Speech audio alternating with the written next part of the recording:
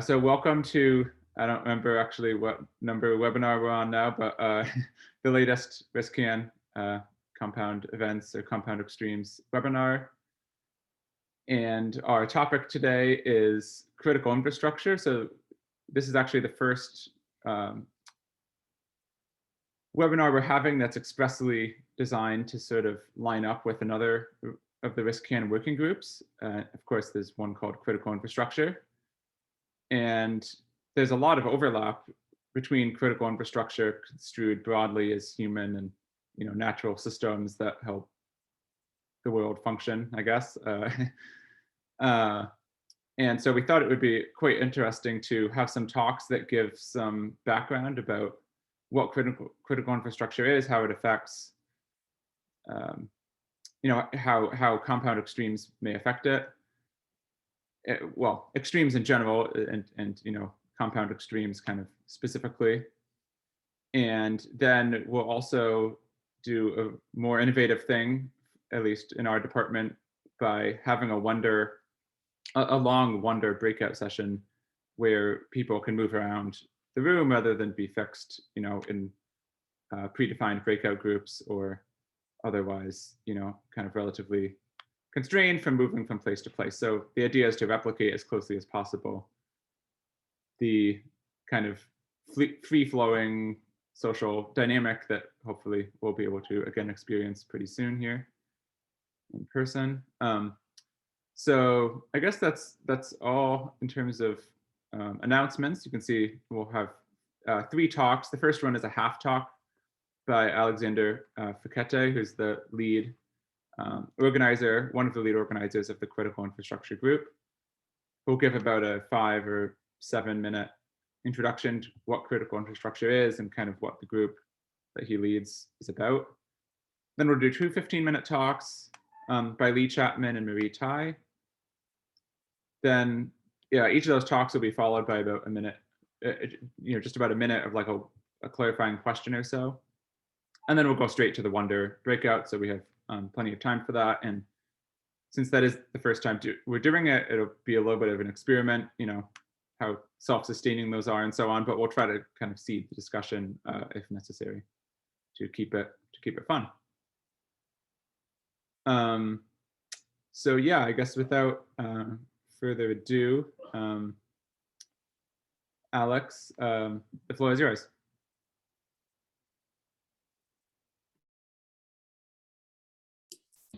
Thanks very much. It's a great honor being invited here. We're so happy to join those 2 groups.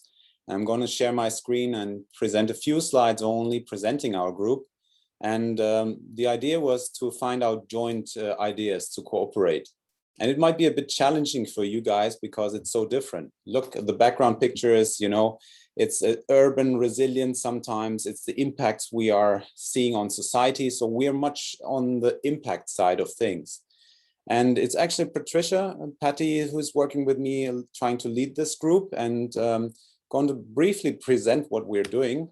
So we had a webinar in November where she was presenting also on soft and hard infrastructure. She can't be present today, I have to apologize, but her take was to look at all the interconnections. So our slides typically look like that, you have an interconnection because if something like an infrastructure like electricity fails, you have other secondary effects or cascading chains, as we call it.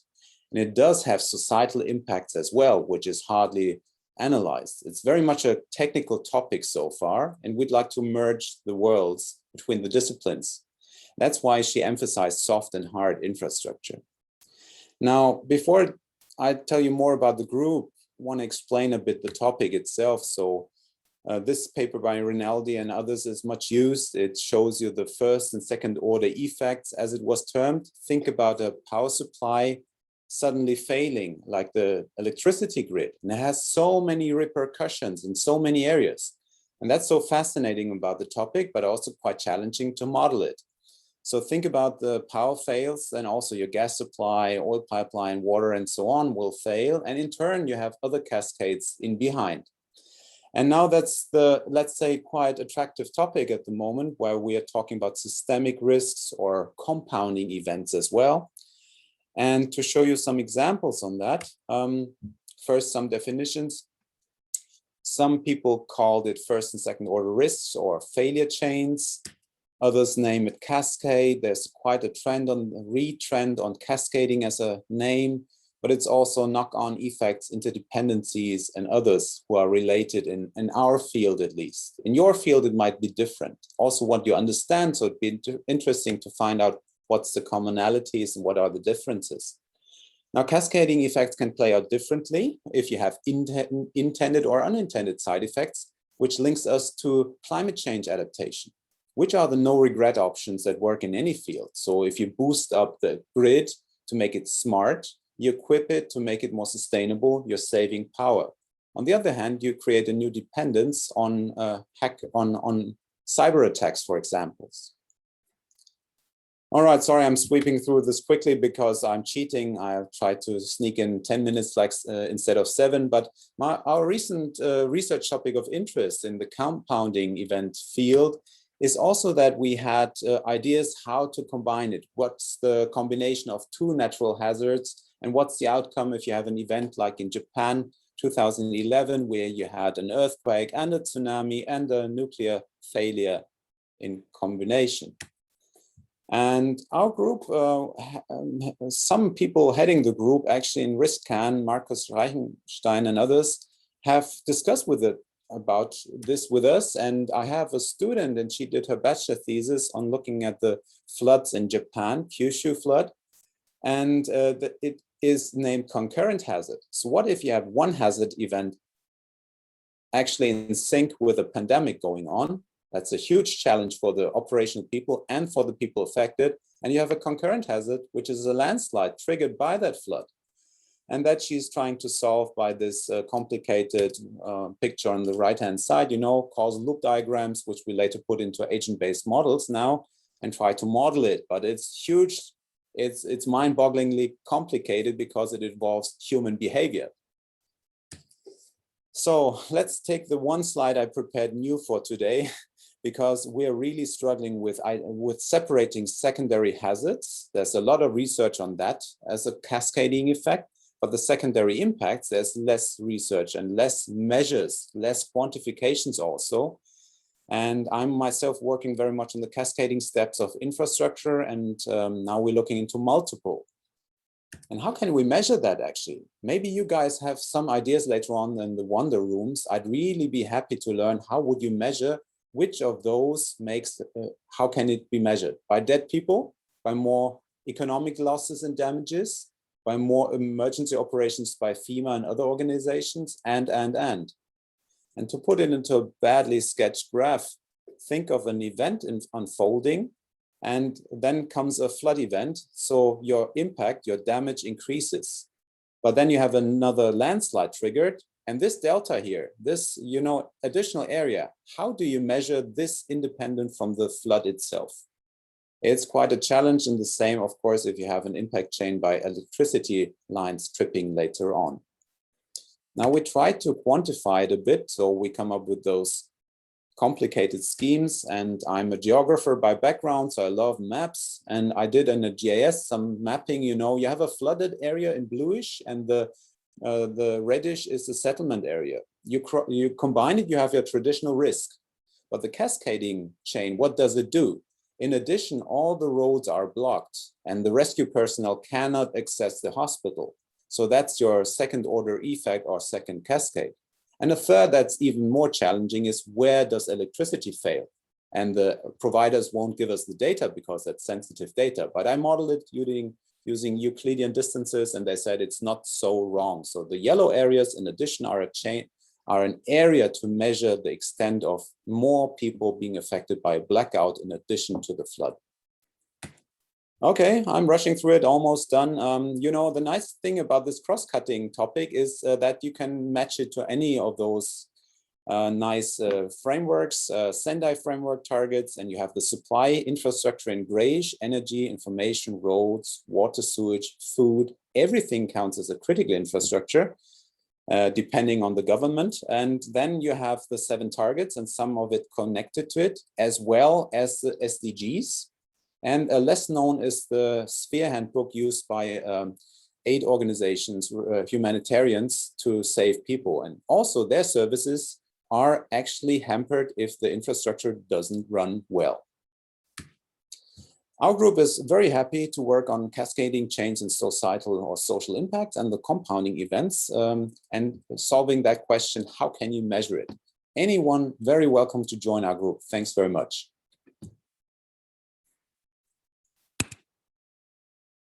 Yeah, thanks a lot, Alex. We have time for one quick question.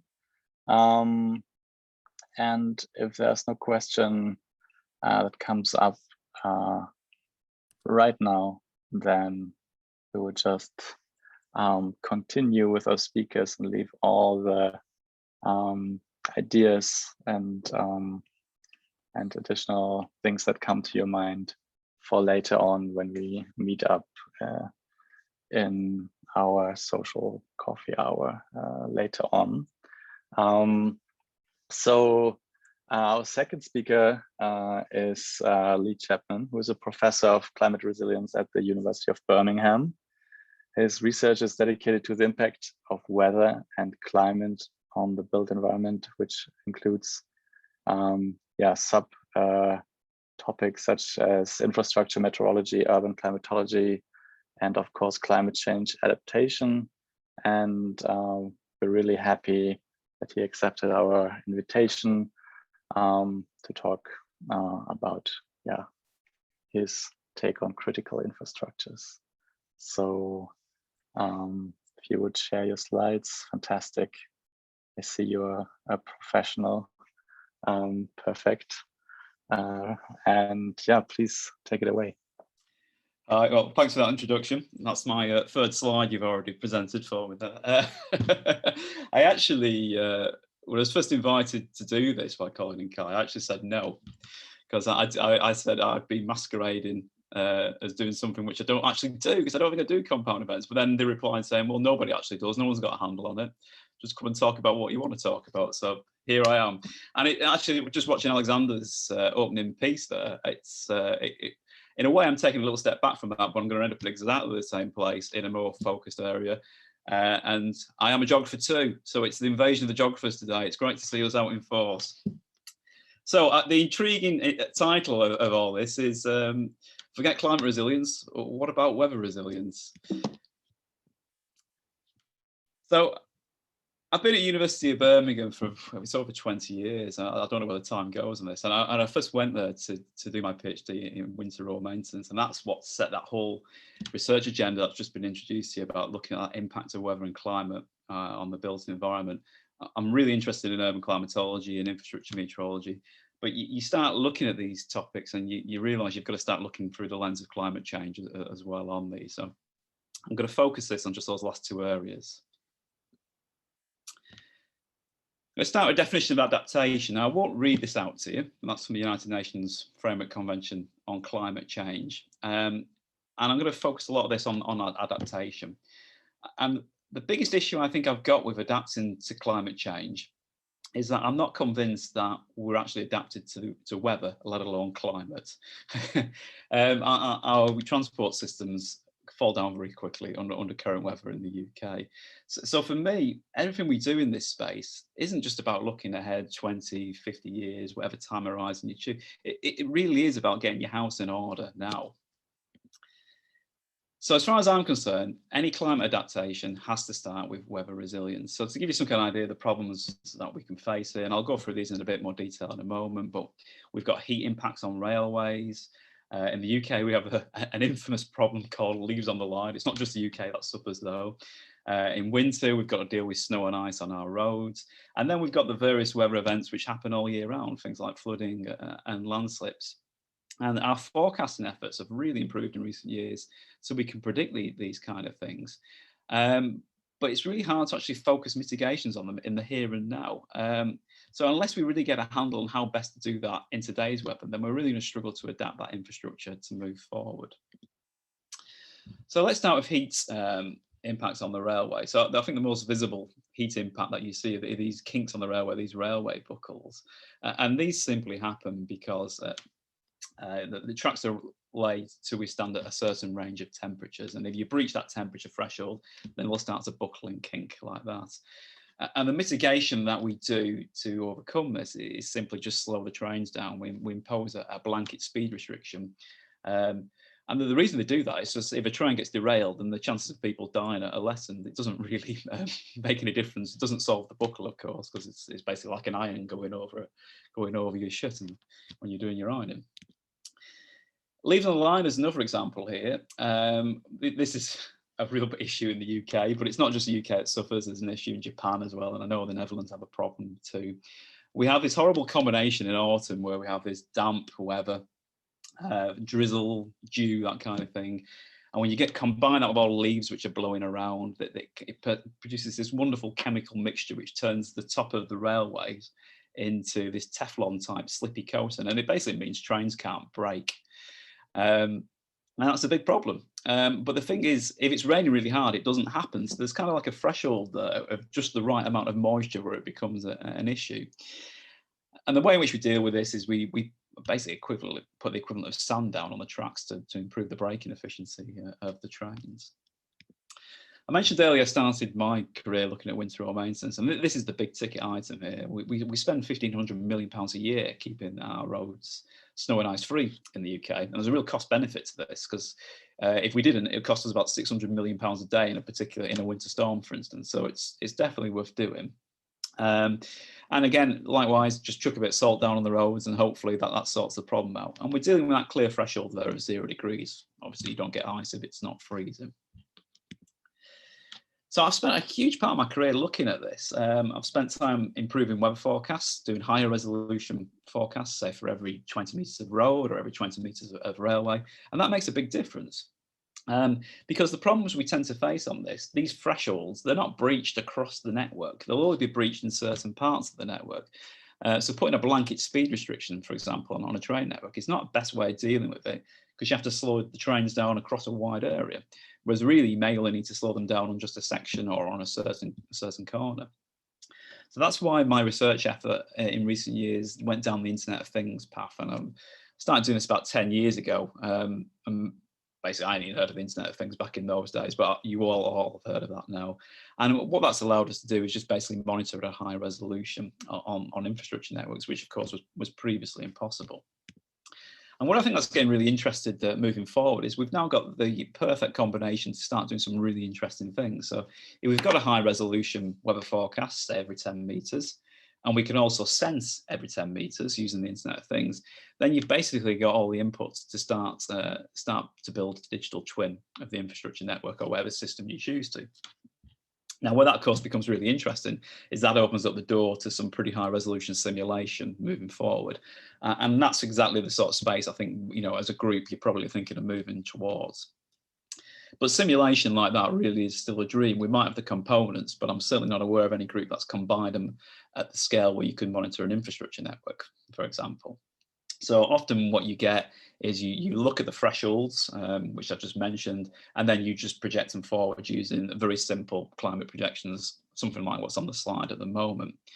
And I've done that, and I did this over a decade ago, so don't pay too much attention to the detail on the slides here, but there's a couple of graphs. The first graph basically shows you that we're going to get warmer, and therefore we're going to get more railway buckles, whereas the slide on the bottom is a little bit more nuanced. What this shows you is how road traffic accidents due to road ice are actually going to increase with climate change.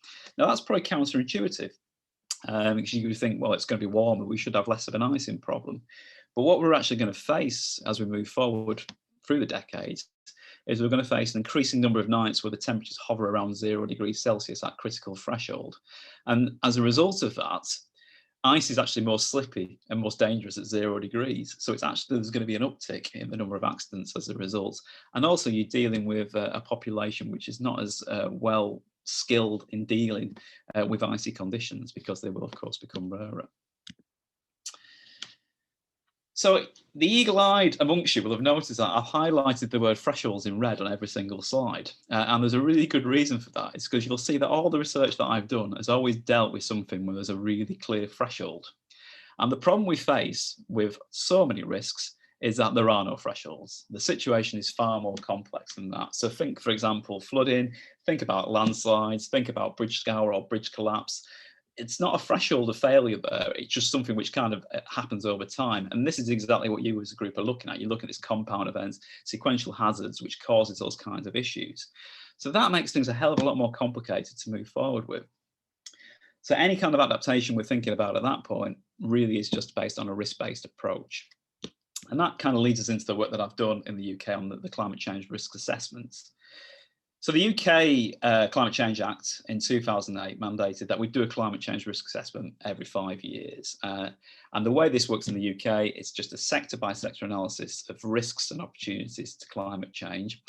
And it's a chance to do a stock take of what adaptation has occurred since the last risk assessment and whether we need to do more. Now, we've actually done 3 of these, and we're about to launch the latest one next week, which I can't talk about because it's embargoed. So the picture on the slide at the moment is actually the last one we did. The results from these risk assessments then underpin national adaptation programmes, and that's where we focus the adaptation measures for the next 5 years. And of course, this isn't just UK specific, it happens all around the world. I think there's actually been 4 done in the USA, but I'm not 100% certain on that. And I've been involved in this right from the start. So I've done all 3 risk assessments for the UK. And it's interesting to see how the methodology has evolved over that time. It's got increasingly complicated, but you still try and break it down to its very simple components. So you consider everything on a risk by risk basis. So you will zero in on something as simple as, let's look at buckling on railways. And you would look at that in isolation. Now, of course, as the methodology has progressed, we realise that is totally insufficient and it's completely siloed thinking. And that's when we start thinking about how the risks interact. And that's exactly where Alexander was coming from on the opening slides. But the point is to assess that, you've really got to start from first principles and look at each risk on its own, fully understand that risk. And from there, you can then move forward and think about how they may interact and how they may cascade. So that starting point is always the weather-related risks. Then you can start thinking about the future risks, the climate, and then you start thinking about the adaptations required to get there and if there's an adaptation deficit. So that's the complexity of it. There's big challenges in this, of course. Okay, so I've got a few slides on the challenges on this. The next slide is probably the most pertinent. But I want to start with just the frustrations I see from this. It's all about timescales. I mean, we talk about climate change, we talk about multi-decadal changes, maybe up to 100 years, and yet we're dealing with governments that may change every 5 years. We're dealing with operating periods with transport infrastructure operators where they basically look at a similar control period of 5 or 6 years. It makes long-term planning absolutely impossible. So any response to any risk assessment we do just tends to be very kind of, well, it's incremental is the best word. You kind of just do a little bit and hope that just kind of kicks the can down the line a little bit, rather than actually making that transformative adaptation measures, which is what's required by the sector. Now, one kind of workaround of this has been adaptation pathways, where a series of incremental steps are combined into a longer term target. And that kind of seems to be the way in which the sector's going, because it kind of ticks the boxes for these short timescales, but also says, look, we know what's going to happen in 50 years. This is our plan to get there. But for me, that doesn't really work for infrastructure particularly well. I mean, you've got this huge problem with lock-in when it comes to critical infrastructure.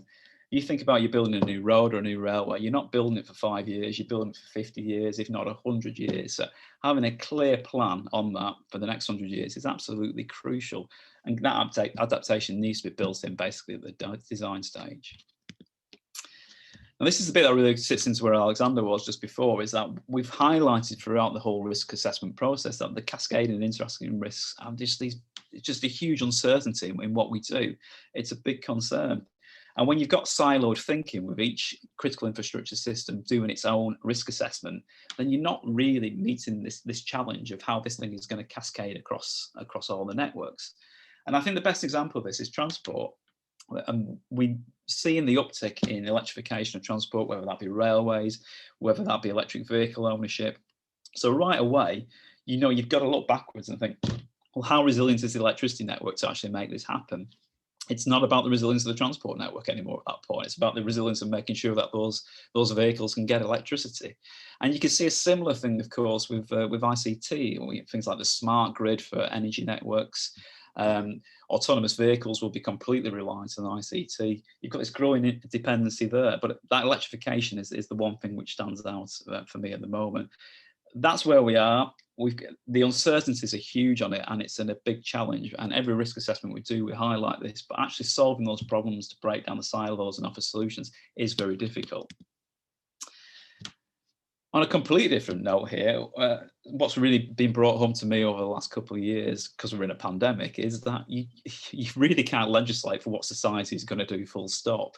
If we sat and had a discussion saying that we could all be able to telecommute in 12 months' time, which we've had to because of the pandemic, I would have been the cynic, I'd have been skeptical, and I would have said, there's no way the ICT networks will cope with this. The contention on the broadband networks would just be too much, and none of us would be able to run Zoom simultaneously. I would have been proved wrong, so it's a good job I didn't actually say that.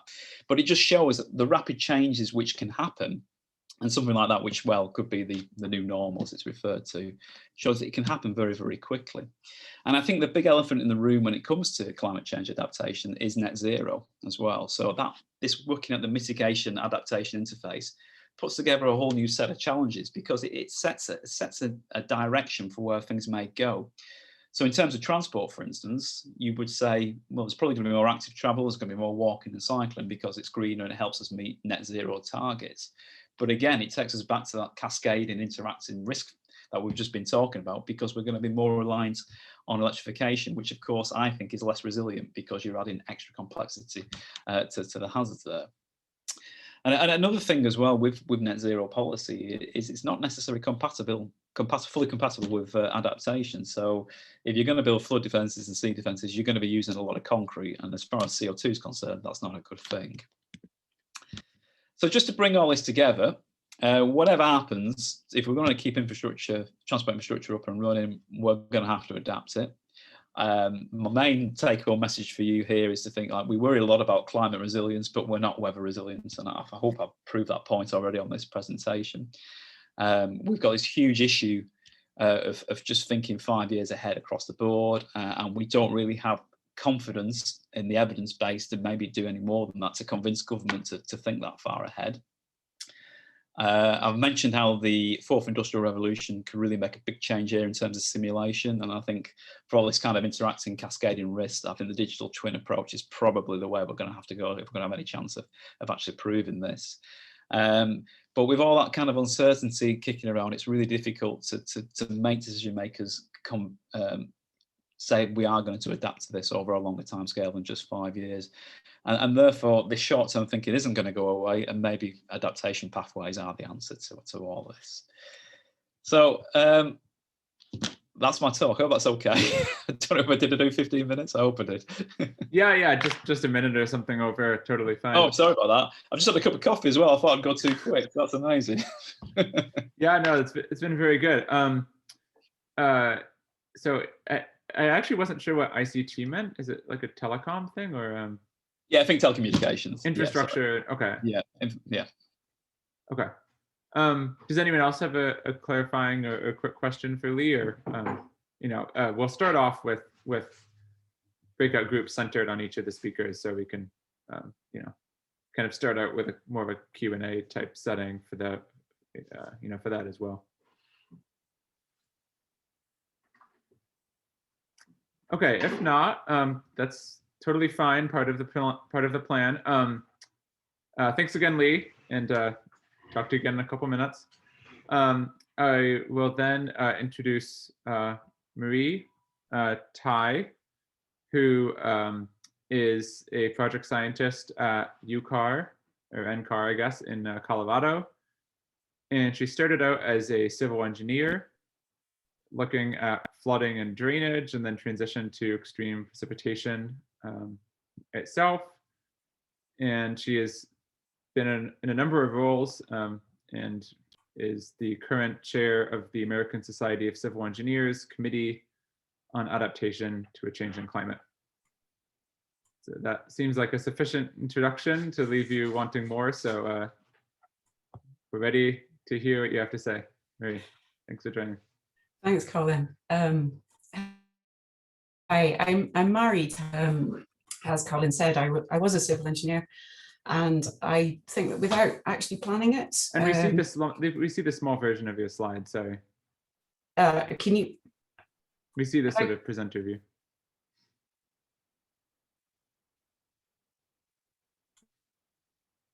And see if we can change that. Is that better? Yeah, that's perfect. Okay. Go ahead. So yeah, thank you. And without actually coordinating, Lee and I have got very, very similar messages based on coming at this from an engineering perspective and a weather perspective. And essentially that we're not resilient right now. So what are we going to do about it? In my role as chair of the Committee on Adaptation to a Changing Climate, we're about to release a report looking at the fragility of the US infrastructure system and how you might, how we prioritize the adaptation actions that are necessary to get us to a place of resilience. It's due out in September. So I can't actually show you anything just yet. But let's take the, right. So I'll start with my ending messages, as it were, and just introduce you to the concept of fragility. That's essentially the antonym of resilience, where increasing exposure, increasing sensitivity, increasing interdependency between all of our systems, and reducing the adaptability because everything is considered, is designed in silos, and is not done in a flexible manner, is basically reducing our resilience and is increasing the fragility.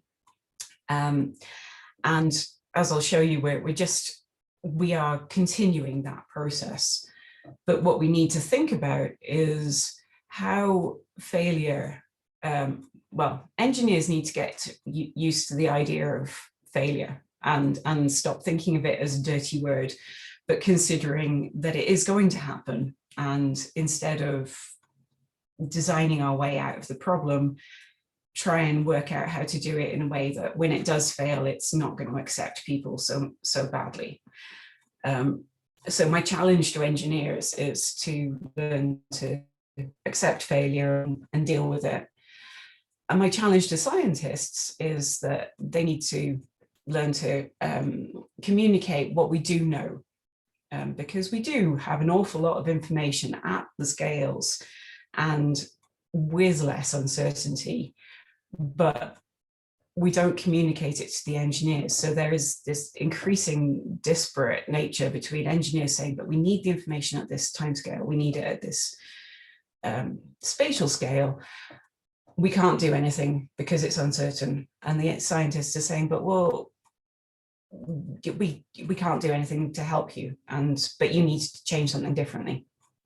And in between all of this is the public, and they, I think probably a very good example is something I became aware recently, that there's quite a high fire risk in Colorado, but within my town, people are opposed to having an escape route built because they don't want the nice trees and pretty flowers cut down around the back of their houses. But that is increasing our risk of not being able to escape were there a fire. And it's because of this lack of communication and the need to reframe what the risks and balances are, what we can do about it. So every 4 years, I think it is, the US, the American Society of Civil Engineers releases an infrastructure report card. It's kind of based on the school grading system here, where they give you somewhere between an A and a D of how well you're doing. And in 2017, they identified the infrastructure as D+, and it's gone up to a C-. which made me wonder what on earth they're doing, because Texas suffered terribly during an enormous power outage because of snow. And we've just had huge problems with hackers getting into the oil system. So they took control of the largest pipeline. We've got wildfires causing all sorts of problems.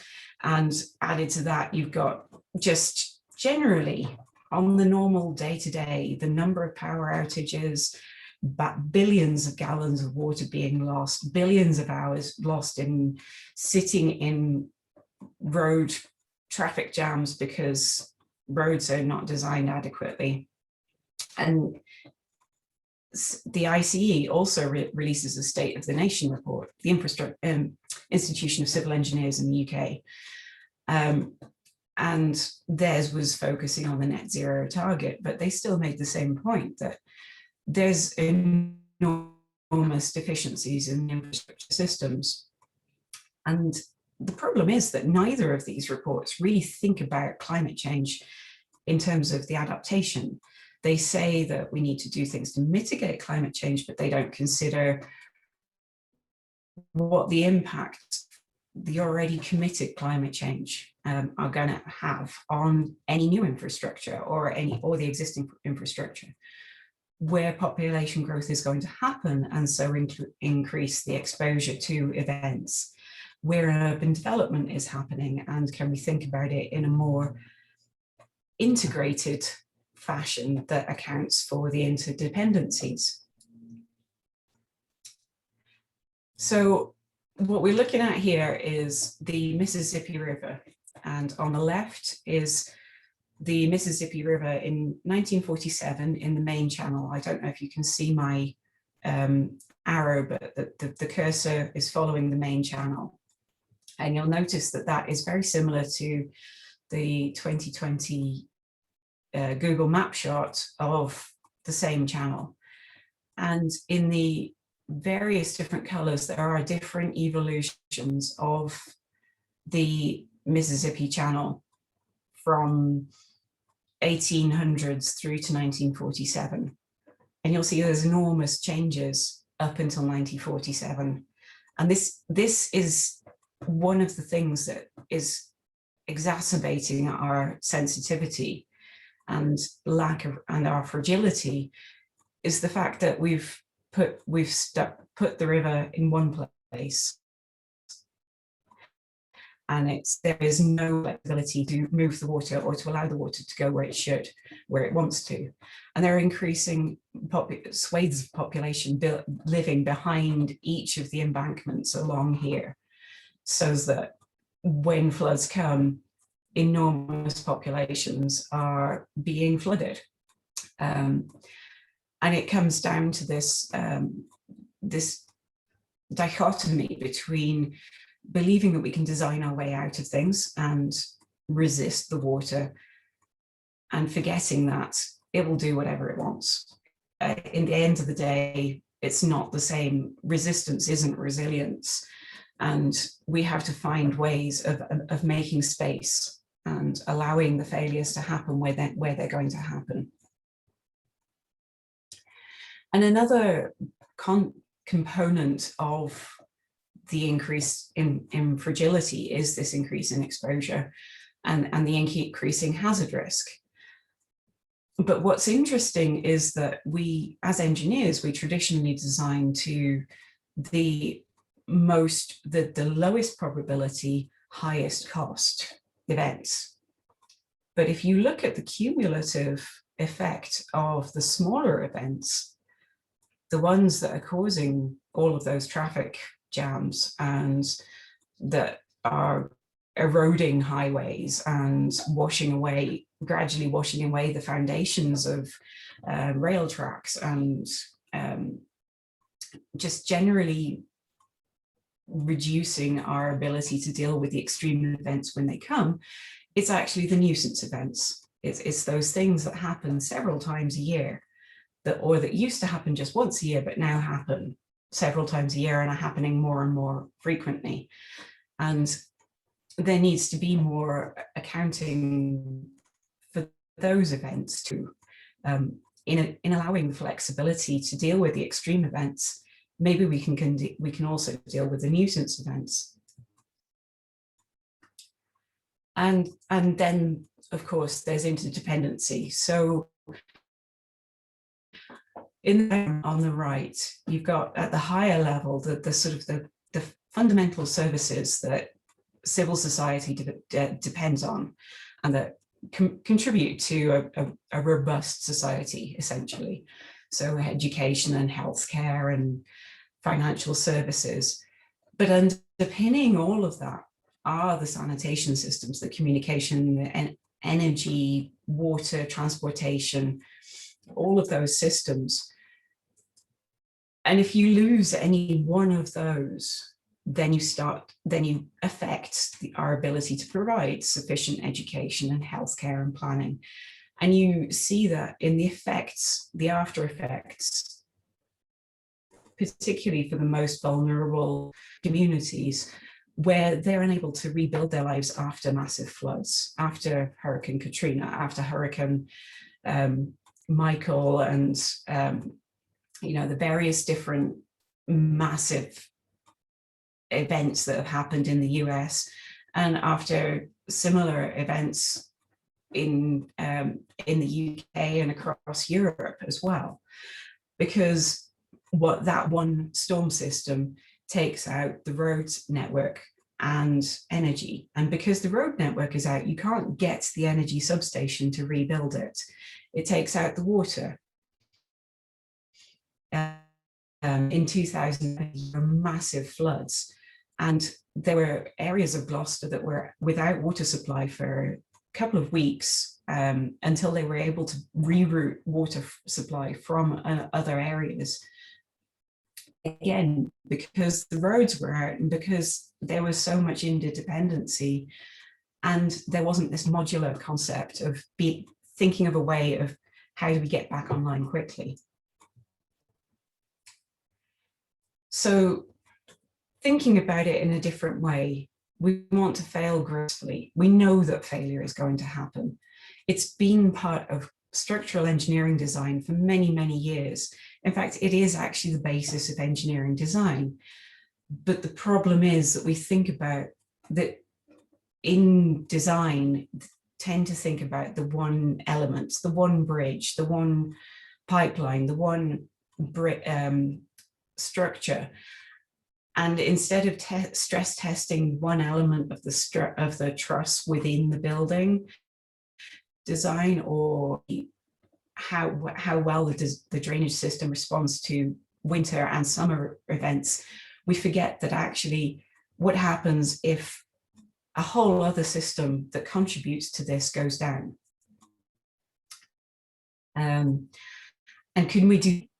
So this is a photo of Boulder during where I live during the 2013 floods, and we have a reasonable approach to graceful failure in that there are cycleways and open spaces to allow the water to go somewhere.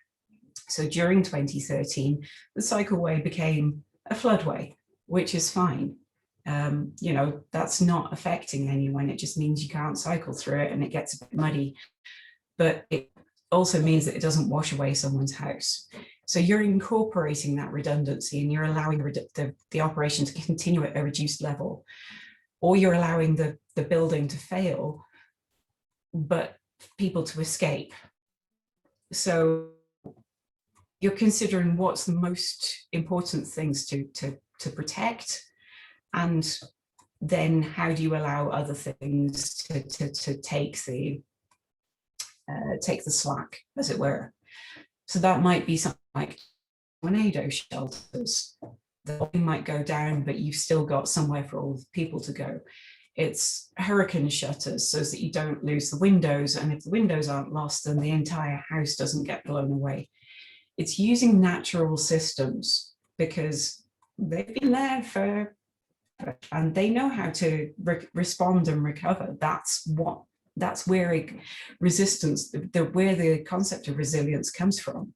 If you go back to Holling, it's looking at the ecological resilience and how they manage to rebound and resolve, and there will be tipping points, but there's this continuous infinity loop that allows ecological systems to thrive and rebound. And this is a Columbia water system.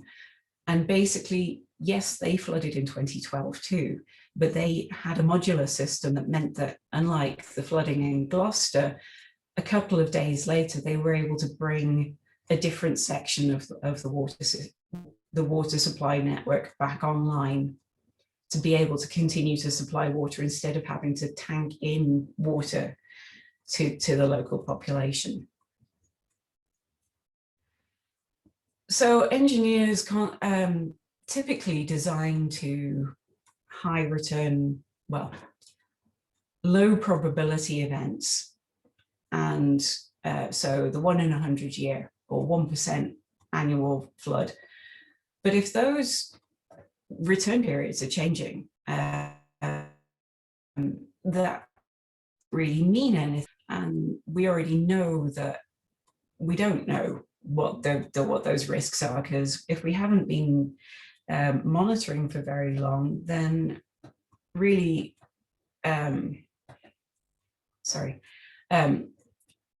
really is the 1%, does the 1% flood mean anything if you only have 10 years of records anyway? Can you actually assess that with any real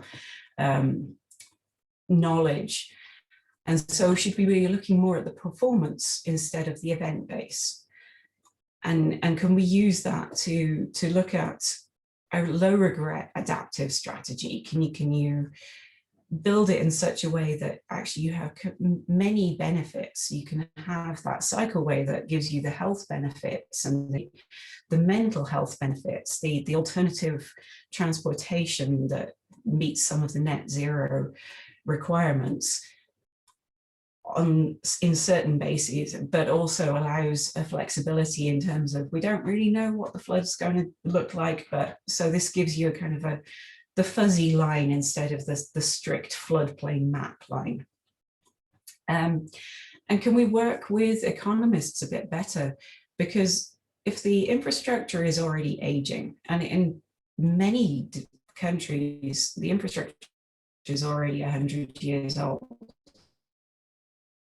entirely replaced. We just, you know, when President Biden is looking at his $1 trillion infrastructure investment, should we be rebuilding it in exactly the same place in exactly the same way? Or seeing as it needs replacing anyway, should we be just looking at something, just leapfrogging and doing something entirely different? Can we work with economists to demonstrate that the cost of building something entirely different right now is probably the same as rebuilding in exactly the same place and then rebuilding it in exactly the same place again in 5 years' time? And the net benefits of just looking at mitigation and adaptation at the same time and looking at system-wide costs is actually going to be a much better answer. And then looking at the science side, sure, the engineers, we're looking at local scale events and at the small scales, but the improvements in modeling mean that we can actually talk to that a lot better than we used to be able to. And yeah, global models are not going to be able to represent extreme events, but there are high resolution regional scale models that can already develop that. There are things within the systems that produce those extreme events, that produce hail, that produce mesoscale convective systems. Those are represented at the global scale. So can we actually just start to work better and communicate and look at how do we present the information that we know with some certainty with greater clarity? Can we give better information about what we do know in terms of wind speeds or in terms of frequency and in terms of compound events? Because it's those compound events that are exacerbating the problem with the cascading failures, that, you know, the increased fire risk because of drought and then following on the flood events that then happen on hydrophobic soils. You know, these are all contributing to increasing failure and increasing compound events that need the increase in improvement in communication, so that people can make a better, more informed decision about, do I really want to live in that area that's really beautiful, but might actually be really really highly at risk? Or is there some, you know, what should I do to make sure that if I am going to live in that area, when the fire comes, when the flood comes, I can get out, or I can make sure that my family is safe, my entire livelihood? How do we communicate those things? And so that brings me into the sort of the broader point that there needs to be a bigger collaborative space. There needs to be all of the science and the engineers and policymakers need to be all talking together, because there's a sort of an down from the top and up from the bottom approach that needs to happen, that there needs to be able to come to a point of resilience, to reduce the fragility, where we communicate the risks better and people can make better decisions, where the uncertainty, but also the certainty is understood, and where we can as a combined effort, understand how we work with failure and what we can do about it, and appreciating that, as Lee just mentioned, the infrastructure, it's not just as long as you're in government. The infrastructure is going to be there for 50 to 100 years, and events are changing. And what do we do about that? So I think it's also about reframing that adaptation as talk in a way that addresses lots of different people's concerns. There's the concept of the 6 different Americas.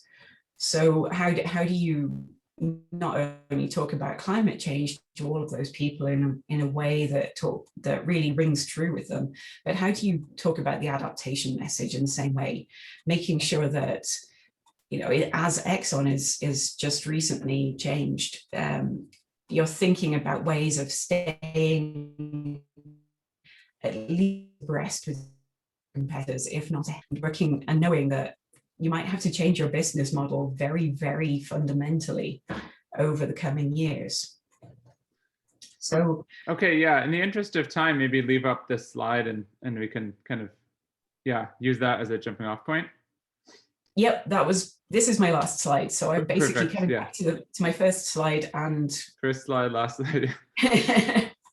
saying let's start talking from here. Thank you. Perfect. Yeah, thanks very much. Sorry for the slight interruption there. But yeah, I think it'll be good to have about half an hour here just to do the one-day breakouts. And I think, yeah, as you said, your and Lee's talks lined up very nicely, emphasizing many of the same points and using a variety of examples to support those. So I will